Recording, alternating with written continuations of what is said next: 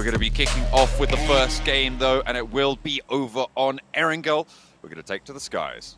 Oh, let's get this started. The very first match for Group Green, the group of death. We got so many teams to keep an eye out for. I'm wondering if there's going to be hot drops as well, because usually when you get top teams, those teams like to claim their territory. They don't usually just give it up, and with so many of these top teams in here, I'm expecting some sort of clashes for maybe the entirety of the first day for every map. Playing path from Georgia Pole down to Novo Rednoja. Teams out early, actually quite a few teams out fairly early. That west coast going to be fairly occupied. I imagine Vampire going to look to head out to Severny on that sort of a drop, play from that northern edge. Looks like HVVP will stick to their guns and play in North George. HVVP, for those that don't know, this is the ex-Na'Vi team, so this team definitely a super strong team. And oh, we're getting a clash right here, and it's actually between Nova, the reigning champions, against POWR. This is a full-out hot drop in a very small little town city of Gaka. They are split really heavily right now. See, Mike Cruz is on the front line for 3 of the players there. I think Paraboy's only got a pistol in his building. It has been spotted out as well. This is really tense stuff. I mean, both of these teams, you have to finish this fight. You have to go for it. There's no way that you can get out. The's no vehicles. They're all dropped in there. Yeah, no vehicles. There's no exit strategy here. This is a fight to the death, and already off the bat, the reigning champs against POWR. It seems like POWR does have a slight weapons advantage. No, it looks like Paraboy did manage to pick up another weapon. So all 4 players loaded out with weapons. As you can see, Ziz right here, no helmet, no vest, no meds. Everyone's definitely going to be hurting on supplies for this. It's going to really come down to who could get the first opening. It's going to be really interesting as well to see the first outing of Nova in this tournament. Are they going to be a little bit more cautious? Like Seven said, it seems like maybe at the moment they are. This is a really interesting standoff because each player dropped on a unique building. At the moment, I think the really important part is order up on that up on the tall building. But there's a POWR player out in the little shack on the outside there who might be able to spot it. No, the sight line's not quite going out there, but order in a really valuable spot. Definitely, this is a huge stalemate too. And Nova's playstyle, they aren't a very aggressive team. Like we've heard Seven said, I don't think they're going to be making the first move. So it comes down to POWR. Well, the POWR being like more of an inexperienced team, at least when it comes to the PMGC stage, I don't feel like they're going to try and make a first move either. Like they'll throw out the nades. If they get the nade knock, then they might go aggressive. But if no nades hit, I don't think we're going to see an organized push effort, at least not for a little bit. They really are playing this slow. Look, Paraboy seems to have run out the back, and they may be looking to just get out of it. Because, I mean, we said it was a little bit of a stalemate, but if you're running away, if you have that full side, you can use the buildings as cover to run across to some more buildings, maybe pick up a vehicle and form an extraction unit. Also, we do have to keep in mind, we do see one player, if you look at the minimap, has ran away. It is Paraboy. Yeah, Paraboy has backed off entirely, and I don't know if POWR sniffed this out, if they just have a feeling, but now we see POWR making a move with those smokes, laying it down, clearing up one more building. That is one more building in their control, and you see Nova doing the same, backing up a little bit. Now Paraboy's call back because they are getting pushed, and Paraboy's already tagged down extremely low, so I think they saw Paraboy running away, which prompted this more aggressive stance from the POWR team. They've changed it up, and now Nova are kind of backed into a corner on this one. They might not be aggressive, but they're going to have to dig deep here to keep themselves going. A catch on the cross from the Micro Uzi spray, and King's the first to go down here. A push comes through from POWR as well as they start to vault in the windows. Paraboy seemingly no meds. Order on the outside. They'll need to be wary of this position, but I don't think it's going to be caught. Fortunately, Jimmy, stalwart on defense for Nova, will be able to spot Kante on the sidelines. At the top of the building, there's 2 players from POWR as well. Ooh, Order's position is so smart. He's waiting. He's taking shots now. He's going to be able to get one. No, he gets one down to 1 HP. They find out Order. Now the Order is isolated completely. The rest of Nova needs to play aggressive to capitalize off of Order's position, but Order goes down. They did get the revive onto Paraboy, but it does not look very good for Nova whatsoever. Nova's backed up 3v3, but King and Paraboy down to 1 HP, and I don't think they have any meds. It's been basically no loot. One building's worth of loot for each of them. Spray's crucial around the corner here. King looking to fall away from it. Paraboy's good for one, good for two as well. He lights up Power and keeps them alive. Only a sliver of HP now. The tables have turned, and it's Paraboy to stand up for Nova with a small amount of HP. Will be able to do it. Pushes in for a second. King's out the window. And Nova can take control of Gatka. This is a world champion team. We're only like, what, 5 minutes into the very first game on the very first day of week number 2, and we got to see the reigning champs take a hot drop fight in a place we don't ever really see hot drops. We just saw a hot drop in that little in Gatka. In a very small, like, I've seen hot drops in Gatka where it's like, you know, like a split drop, where each team has like a kind of 1v1 going on, and then one person, you know, leaves to get the vehicle to isolate. But that was a straight up 4v4 in the little city, that little town of Gatka. Nova played it great. I think that is Nova's greatest strength too. They are such a strong defensive team, and I think POWR kind of played right into that. But credit to POWR. I think the way they methodically approached that did end up, you know, being almost favorable for them. It was just that one corner peak that Nova played so well and took down 2 of the POWR members, and then POWR ultimately found themselves up in a 1v3. My question is, though, Blank, was that, you know, like, dominant enough for Nova to claim that Gatka spot as their split drop? Is POWR going to have to, you know, change things up just based off of that? That's really the big question, isn't it? Do you take the L there, or do you try and lean on the fact that you were in control of the fight for most of it there? Yeah, it was just a really solid double spray down from Paraboy that won that engagement, right? It was individual play that won that for Nova, instead of necessarily that that prowess that we've come to expect from them. Yeah, yeah. Another thing to keep in mind, though, I don't know how familiar the POWR team is with Nova, but usually it's Order, you know, in those close-range situations that clutch it up for the Nova team. So the fact that Order didn't actually play that crucial role, he was the first player to go down, and Nova still managed to win that out. It's kind of scary, you know, like you took down their strongest close-range player and that of Order, and you still ended up, you know, not finishing out the fight and winning. But with that fight being done, we still got a lot of heavy-hitting teams to watch out for, and we haven't even gotten mentioned to the Circle itself. The Circle is actually pretty much smack dab in the middle. It does create an interesting prospect with that river running down the middle between the north side of Erangel and the south side. So we might see some very interesting shifts coming up. But besides that, everyone just posturing up right now. A lot of teams you see rotating in. Nova, I believe, will be rotating in way later and probably even looting in the blue zone for a little bit. So we won't see them in any action for some time, I imagine, as they do need to pick up a lot of loot.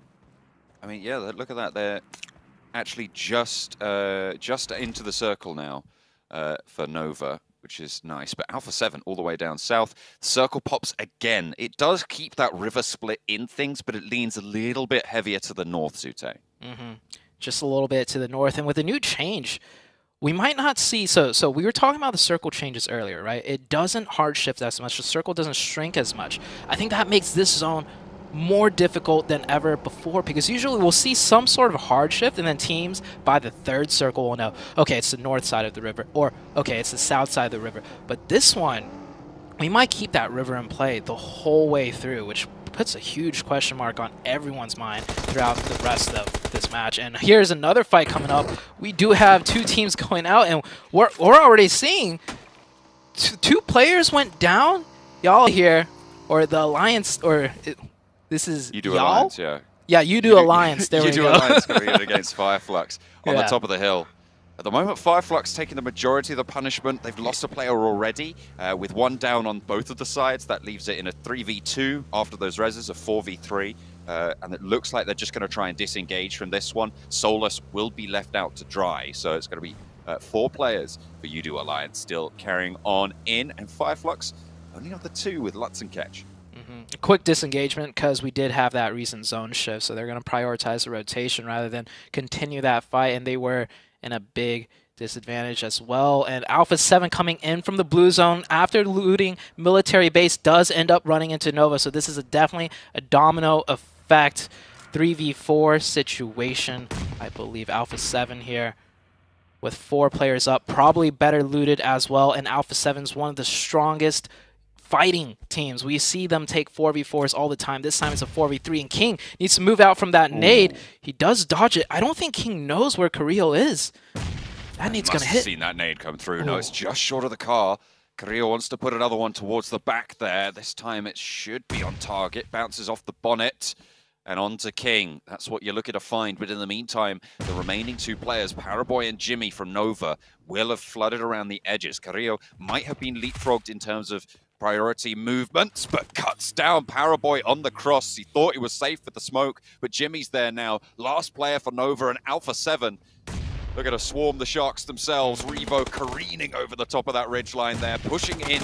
Jimmy now left high and dry by the rest of the squad. Alpha 7 don't want to let this one go, and that's going to be it. POWR, King, both fall. And Nova eliminated, down to Alpha 7.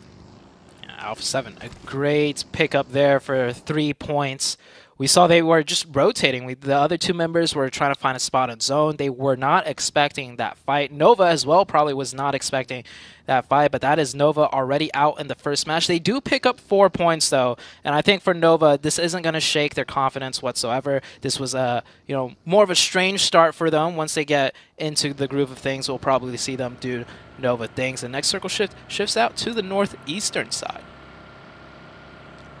That river on the south side of it, so likely everybody will have to move north. That bridge crossing to the west of Yasnaya will be super crucial. Looks like Vampire identified that. They'll be taking a position there with their backs to the lake. They should have a pretty solid hold going forwards, fairly central as well. I'm liking the Vampire position at this stage.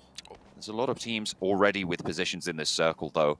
It's going to be EVOS, Flux, Yoodo Alliance, Alpha 7, and actually, is that the Pittsburgh Knights going to give a little bit of jip down the south to Alpha 7, potentially? I was just going to mention that. The Knights actually rotating back down into the blue to wrap all the way up and around to the northern side. I think that's a pretty smart move. If you're rotating south up to north, the only way you get up there is through those 3 separate bridge crossings, and no one wants to risk a team camping the bridge here.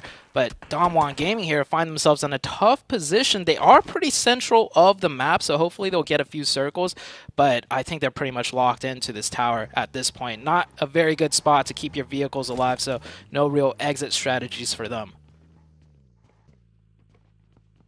So it's a difficult position, but I mean, it could keep you alive for a very long time. If you don't have to leave, then you're going to be fairly safe, because Vampire is essentially acting as a guardian for you on that position. It'll be interesting to see the dynamics there. Yoodo Alliance moving in from the west side, scouting forwards with 2, playing sort of as a 2-2 split on this rotate.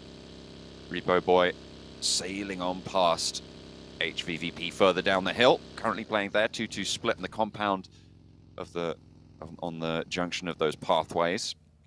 Should be fairly safe on that side, but they are going to have to play edge at this point.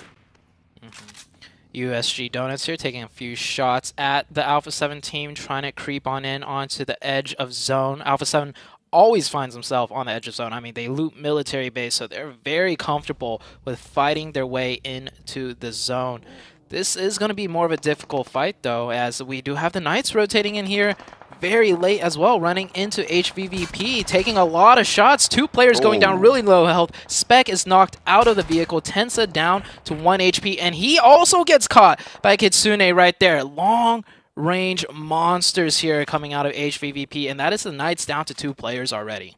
I mean, this is their 2-2 split. They have that outpost to the south. They can identify these pushes early, coming on through, spot with those sightlines, and then take shots, be prepared to go for that duel. Lit up by it on the ridgeline. They're actually, I think that might have been missed by Meku on the top left of his screen as the buggy crested the ridge. That is a brutal shift, actually, down to the south. Vampire Esports, though, they're laughing. Oh yeah, Vampire loves that shift. A great shift for Alpha 7 as well. They don't have to navigate into the north where there's like 16 teams, 15, 14 teams ahead of them. Now they get a nice zone shift to the south. Same for STALWART Esports there on the southeast, but all the teams on the north side are going to have to cascade down, and every strong position is pretty much already taken. The Knights manning that small building as a two-man. I do imagine the team might be full sending crashing that, and here we see the rotations coming in. One team taking the bridge, the other team taking the other side of the bridge. There's so little real estate left. Everyone's fighting for every little piece of territory they can. Ooh, iNCO on the far side of the bridge right now. 1 Million Gaming trying to play on the close. They both went past down one, who have lost 2 of their players. Vampire Esports taking shots out this way. They have got the cover from the tower. Hopefully they can get those reses through. 1 Million moving across. You can see Marshall there on the bottom of your screen, swimming across to the other side of the river. A really smart rotate. It's time crucial though. It's time sensitive, because the more teams start to pack themselves into this area, the more likely it is to get spotted. Venom holding on the close side this time around, but they're not going for the engagement just yet, Zute. Yeah, I love that heads-up play from 1 Million. Immediately sending one player to the other side, whereas the side of iNCO, it looks like they came here just a tad too late, and they're already on the back foot of things. V2 might have had the same thought, but now he's just caught in the middle. Taking a look at the rest of the map right here, we see USG Donuts in a small compound just right across from the Knights. These teams are all in the zone. Looking at the mini-map, though, we still have 3 full teams not in the circle yet. HVVP, Yoodo Alliance, and the EVOS team still have yet to make their way into the circle. And here we see HVVP just slowly, methodically working their way in. They do like to sweep, and when they get on the roll, there's very little that can stop them. On that western side, teams better watch out. In the meantime, STALWART, who thought they might have to cross the river, will just not have to in this gas station. I mean, this is such a strong position for them to be surviving into the top sort of 6 teams moving forwards. PITTSBURGH Knights getting hunted down by HVVP as they turn their attention to another team over the hill line. Double knock. 2 of them get lit up. They just struggle to get through the door. Kitsune might be They're able gonna to push get in for a res. Is this a push coming through? Potentially. I mean, the USG Donuts do have the tempo on it, but HVVP do not want to let this one go. This is half of their roster. They can't afford to let it go at this stage. 14 teams alive. Meku moving in for the backup. If USG pushes this, I am thoroughly impressed. Rarely do you ever see a team further into the zone push away from the zone to take a fight. Those 2 knocks definitely made them think about it. We saw them, you know, thinking about it, which I love. They went to a higher ground position, see if they could get another knock, but they couldn't, so they're going to go back into their compound. A nice attempt there, right there. SKYLIGHTZ right now holding down the gas station, pinning down Yoodo Alliance. Yoodo Alliance is in the zone, though, but both of these teams on the edge of circle. Vampire Esports starting to leverage their position that they were taking up so early, nice and central. EVOS taking heavy punishment on this north side. Lutz, the Lone Ranger for Fire Flux right now, fending off against the 4 from EVOS, and the shrink comes through. Vampire still get a lion's share of it, and they're continuing to spray down onto these northern hills. Yoodo Alliance taking the shots over on the north side as well, uphill, but not really finding the opening too strongly. They've yet to make that full-mounted push. The fight did conclude over by the bridge. In the meantime, as iNCO fall, but 1 Million Esports not looking super healthy either. We have ST on the other side from the gas station taking shots, picking down 1 player, and STALWART, they have to push into zone. They might be looking at 1 Million's position next, especially since, you know, they did see 2 teams fighting here the whole time, and yeah, they're going to make the push. Very smart push. They're not going to take the bridge because we have 2 teams right now across the bridge with sidelines, Damwon and Vampire, so they're going to swim across top already, making a slow swim over. He's going to find sightlines. That smoke helping Top out a lot. 1 Million not able to see Top, you know, swim on up there. Now Top has found a nice position right there across the bridge for his team. We'll start to put nades over this way as well. I mean, that could be it, done and dusted. 1 knock goes through. Marshall's still out in the water. Really nice find, and STALWART will wrest control of the underside of the bridge. It's really good launching point to move forwards as well. Some nice cover, and they've cleared out their back as well. Not really going to be too worried about threats from that angle. Nopes from PITTSBURGH Knights might get a sideswipe on them, but it should only be good for 1 at the most.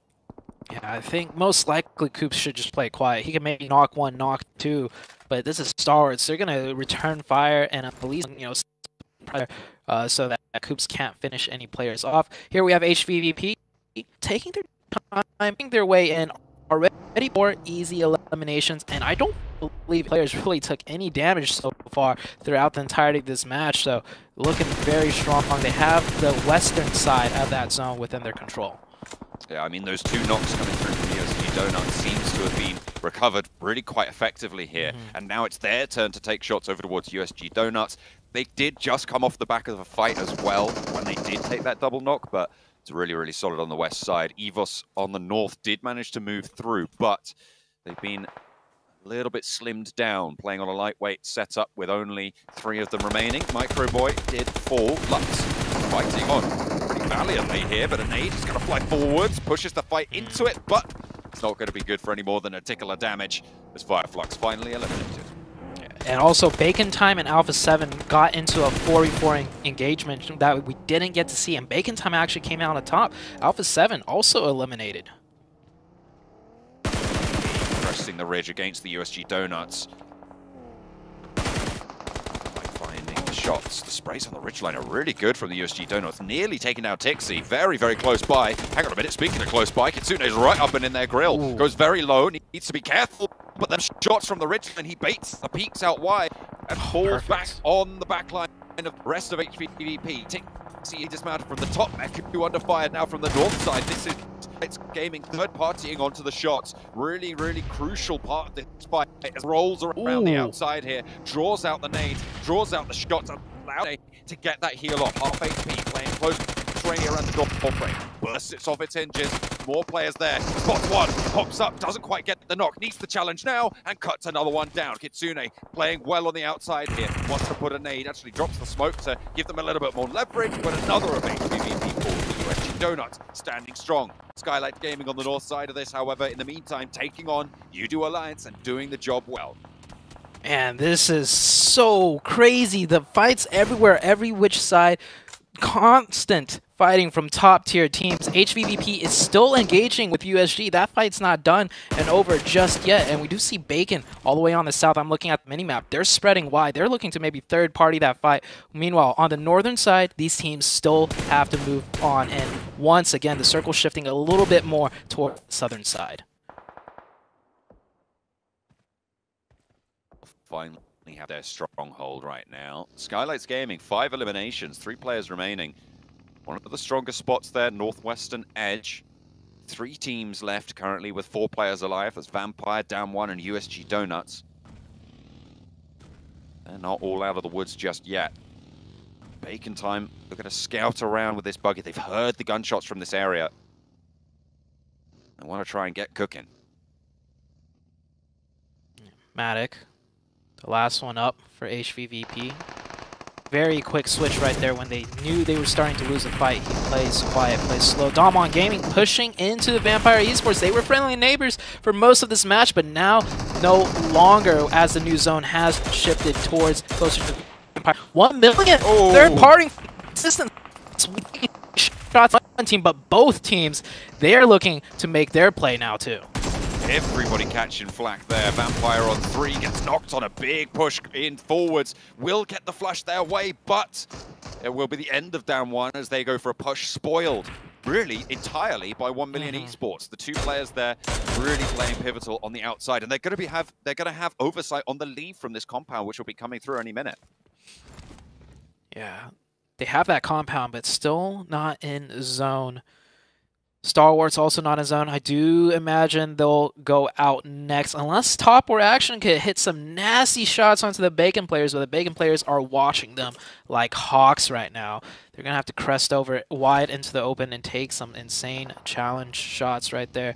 Vampire needs to edge in just a little bit as well, and 1 million... I think they're going to try and prone. They're going to try and prone their way all the way through wide into the open. We'll see if they make it in the next couple of seconds. Playing as the Snakes on the eastern side. That road ahead of them, though, is going to be really, really tricky. Vampire spotted. They're not Snakes anymore. They're up and they're fragging out. 1 knock and a flush, followed by a second. The vehicle goes up in smoke, and with it, Vampire Esports. Yeah, now they have to run into the sidelines of SKYLIGHTZ right there, so it's not done yet for 1 million. It looks like they are getting cut down as soon as that smoke is gone. Oh, nope. Marshall caught wide in the open, and that is 1 million out. STALWART Esports also about to be taken out, I believe. They do find a tree. They made it in the circle, but the circle has once again shifted away from them. And oh, the sightlines from both different teams, SKYLIGHTZ and Bacon Time. Oh, not looking very good for the STALWART team whatsoever. Only one team remains up at 4. That's the USG Donuts playing from the western side. They fended off HVVP. Can they fend off the rest of this lobby with 5 teams remaining? Looks like we have 3 main contenders. SKYLIGHTZ, Bacon Time, USG Donuts. 2 foodstuffs, but only one can reign supreme. Personally, I prefer the Donuts position as they do have 4 and they have the high ground control. They could work their way in, cover their lines. And you see Missile right here, driving around, finding more info, creating space, and deciding what their next move should be. SKYLIGHTZ Gaming, though, in a good position. They may only have 3, but they do have that ridge to work with on the northern side. I'm going to just drop this piece of knowledge on you and move on real quick. Bacon Donuts. That's all I have to say about that. Oh. Think about that if you want to, but we're going to be thinking about the game for the rest of this one as well. From the north side, STALWART are eliminated there as well. Now SKYLIGHTZ Gaming can start to move forwards, play up towards those ridges, and we have our big 3 to fight off against each other in Zone 7. Down to 3 teams. USG on the high ground with 4. Bacon right next to them with 3. And SKYLIGHTZ in a prime position to third party if this fight fully does engage on out. But I think we're going to come down to another circle shift before we see any real action. And just as I say that, Bacon find an opening onto the Donuts. Ice is going to be able to take the opener onto Lufa. Will fall. Shot sent back his way, but he's behind. Stays covered. Stay strong for Bacon Time. This disadvantage will be crucial. And Nate sent in as well. Bursts a little bit high. It looked like it was on the mark. A bit too long for the cook. Shots coming in from Sky. Looks like Donuts are the main throwers. That nade was perfectly placed. And the burn down from Lufa will end. Is heaving USG Donuts on 2 active players with the knock they've taken earlier. They're fending off against 2 teams on ridgeline against 2 teams that don't look at each other. It's going to be really, really hard to hold this one down. Yeah, they're getting crunched and everybody wants a piece of the Donuts. The USG down to just 1 member. I think he's going to try and stay alive as long as possible, but being between 2 different teams is definitely not good. SKYLIGHTZ already up to 10 eliminations, and that is the Donuts out. We're down to a 3v3 situation, John. Final donut hold by SKYLIGHTZ Gaming.